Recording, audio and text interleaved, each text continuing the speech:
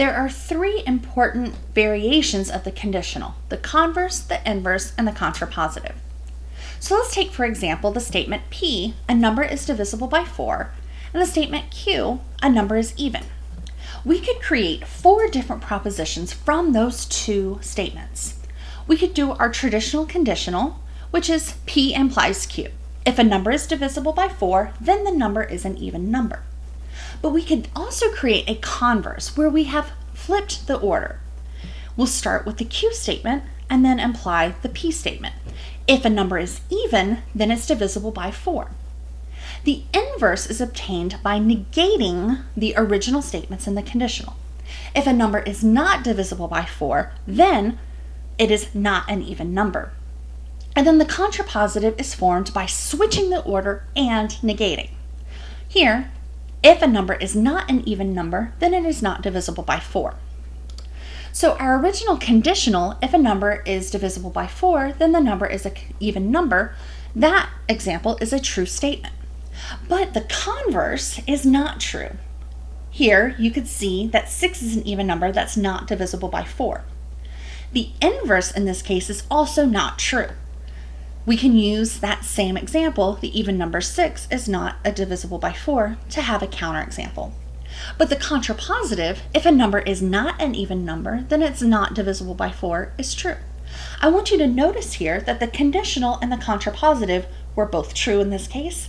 The inverse and the converse were both false in this case. They're always going to pair up like that. The conditional and contrapositive will always have the same truth value, and the converse and inverse will always have the same truth value.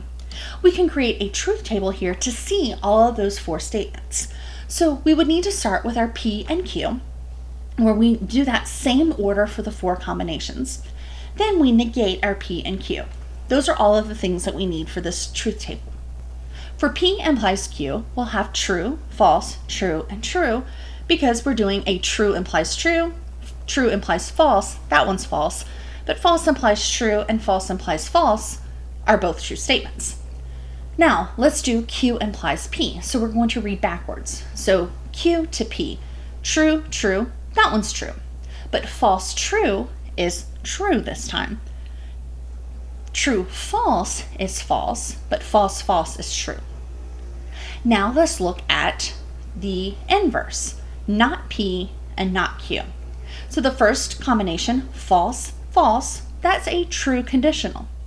False, true is also a true conditional.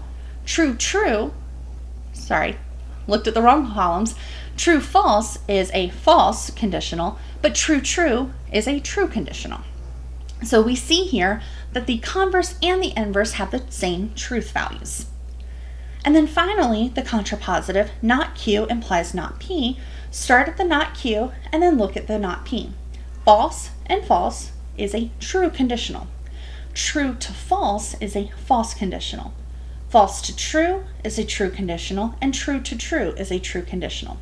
So we see with our truth table that the conditional and the contrapositive are equivalent, and the converse and the inverse are equivalent. You need to be able to write the converse, inverse, and contrapositive for a given conditional proposition. So for example, if my bicycle has a flat tire, I'll walk to the store. The converse, you switch the order. If I'll walk to the store, then my bicycle has a flat tire. The inverse would be the negation. If my bicycle does not have a flat tire, then I will not walk to the store. The contrapositive, you switch and negate. If I do not walk to the store, then my bicycle does not have a flat tire.